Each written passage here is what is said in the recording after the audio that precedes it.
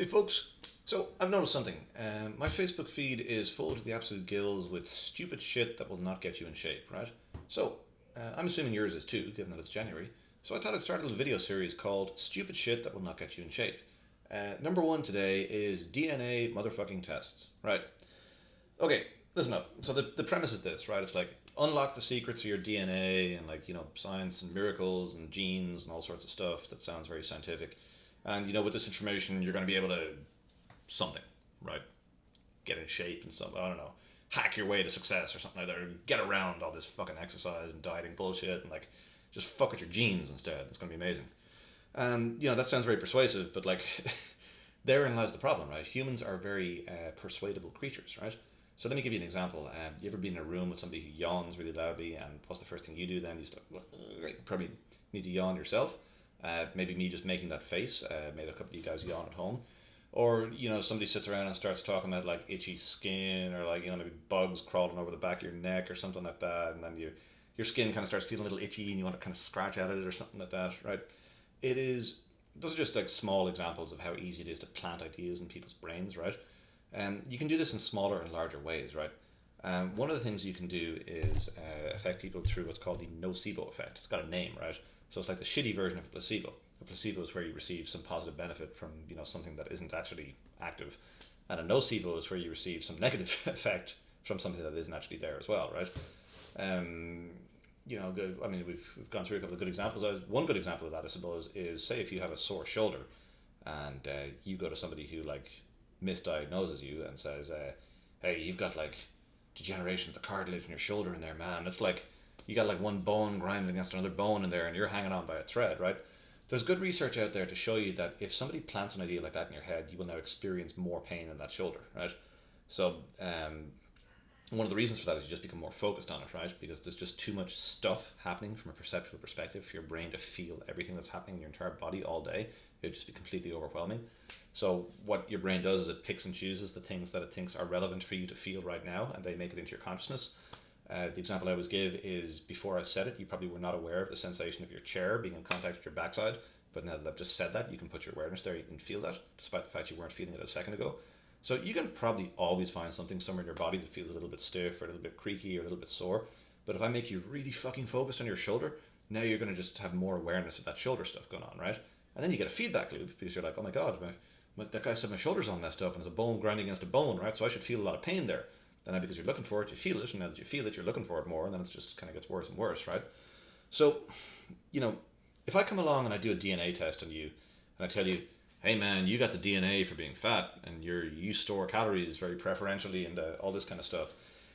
It's like if you take that on and accept that as part of your identity, very quickly that becomes an excuse. Like you just you're looking at your diet results, and it's like, okay, a week has gone by and I haven't lost any fat.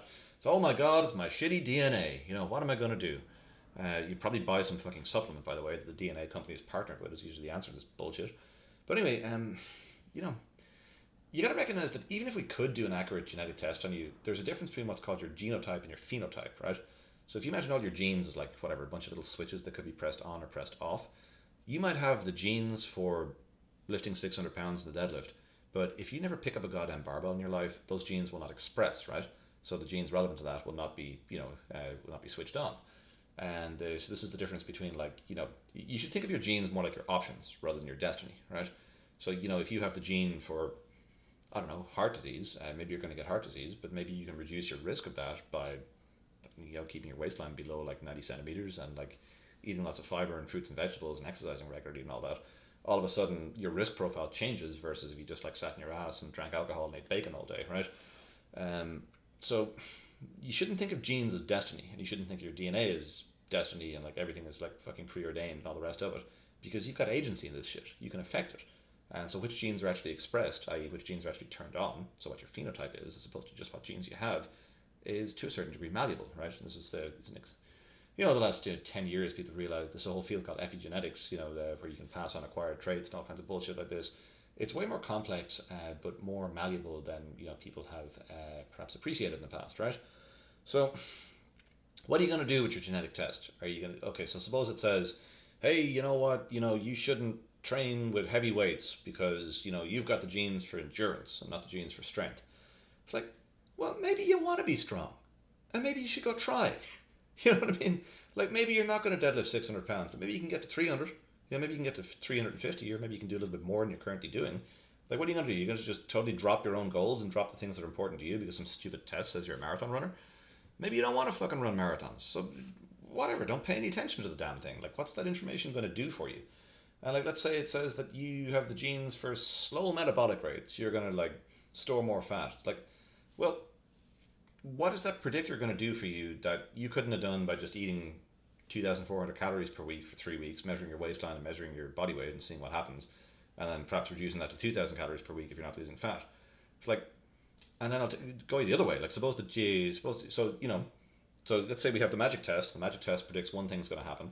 Then you go off and you try something in the real world and something else happens, right? Are you going to defer to the results of the magic test, or are you going to defer to what happened in the real world? You know, run the experiment, eat the calories, measure the body weight, see what happened, and then like make an adjustment the following week and see if you can make your body weight do what you want to do, right? If the predictive magic disagrees with the reality, what do? Throw out the reality or throw out the stupid predictive thing? And so then the question becomes, why have the predictive thing? What's that going to do for you? So what are the potential positives? You might feel kind of cool to know what your DNA is. And what are the potential negatives? Well, you like limit yourself, you doom yourself to this kind of like taking on this identity of like, oh, well, I'm a slow metabolic guy, or I can't gain weight, or I can't do the other, and therefore boo-hoo, and I can't do anything or can't get anywhere.